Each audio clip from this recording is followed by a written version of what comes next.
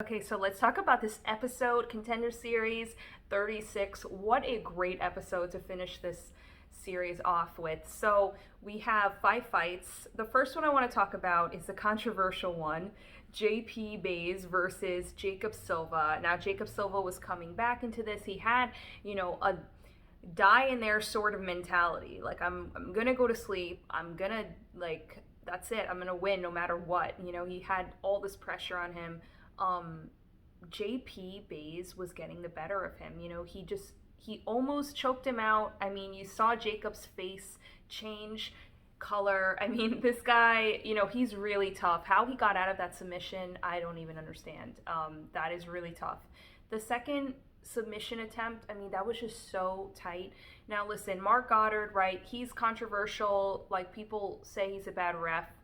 What happened with Colby Covington, what happened with other things, right? So, this thing that happened with Jacob Silva, he jumped up right away, right? He was like, no, what are you doing? Like, I'm fine. I didn't tap. I'm not asleep. With that being said, I don't know, watching it, it looked very tight. It looked like it was inevitable that he was just never going to get out of it anyway. And honestly, JP Bays was saying that he was hearing some snoring sounds, which, you can make sound. It's not like you're...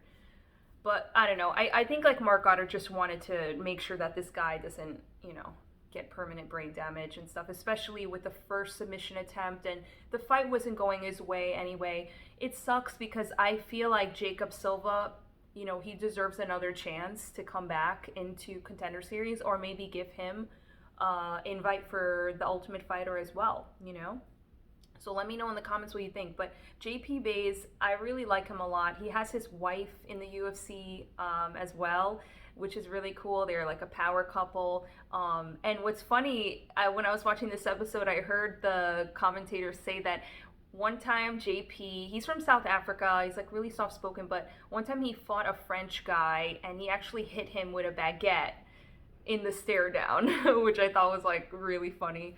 I really enjoy watching this guy. I really want to see him in the UFC. Really excited to see him fight. So the next fight that I want to talk about, so we had 2 girl fights, starting with Gloria De Paula. And, she's really, really amazing. She was fighting a girl. Her name was Pauline Macias.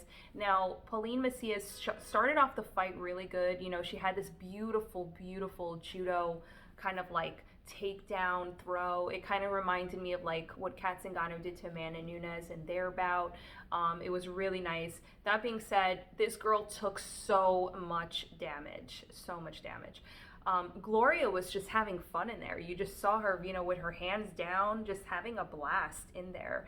And, I'm really excited to see her fight. The other girl fight was Victoria, what's her name? Victoria Leonardo versus, I'm trying to remember her name, Chelsea Hackett. Yeah, so Chelsea Hackett, she's from New Zealand, I believe, or Australia, and she is actually a Muay Thai specialist, right? She's really good with the striking. She was impressing me a lot with her striking.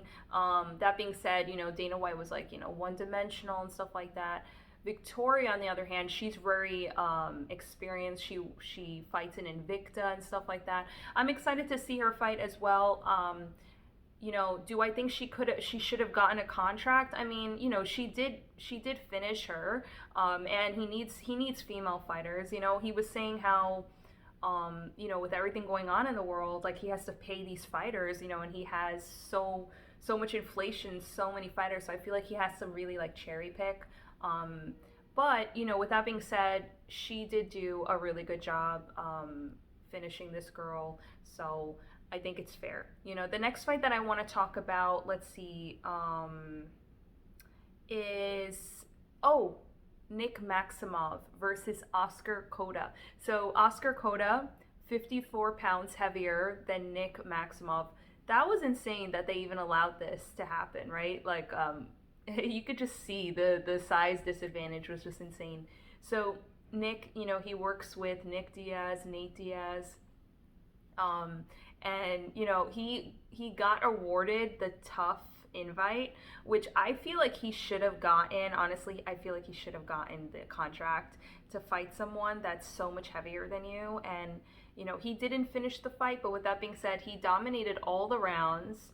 And, you know, like, Oscar Cota just needed to, you know, KO him. He needed to box, you know, he needed to stand up, have a stand up with him, but he couldn't. He just always was on the ground with Nick because he was that good, you know? And listen, it's hard to finish a guy that big too, like that much of an advantage. You know, I think once he fights someone that's his size in the UFC, I think it's going to be a different story. I really hope he takes the invite for the Ultimate Fighter. I really want to see more of him. He's very young.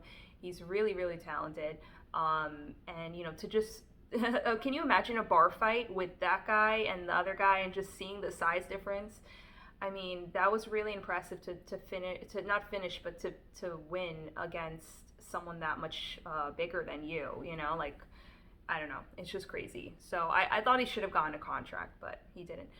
The last fight I want to talk about, Tucker Lutz versus, what's his name?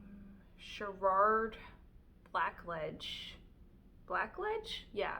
So I'm learning about these guys. You know, they're up and comers, so I'm like learning about their names. But this guy, Tucker Lutz, and Sherrard Blackledge, they were both coming back, you know, to the Contender Series. They both had wins, but they didn't do enough to impress the boss. So, you know, Tucker Lutz, he works in heating and cooling, and he has like this regular job that he does like 10 hours a day.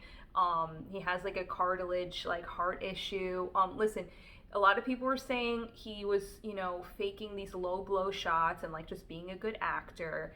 I didn't think the fight, like, I understand what Dana White was looking at, like, in regards to, like, okay, he's coming back, you know, he's coming back. Like, yeah, you promised me a finish, but, like, let me just give this guy a contract, you know.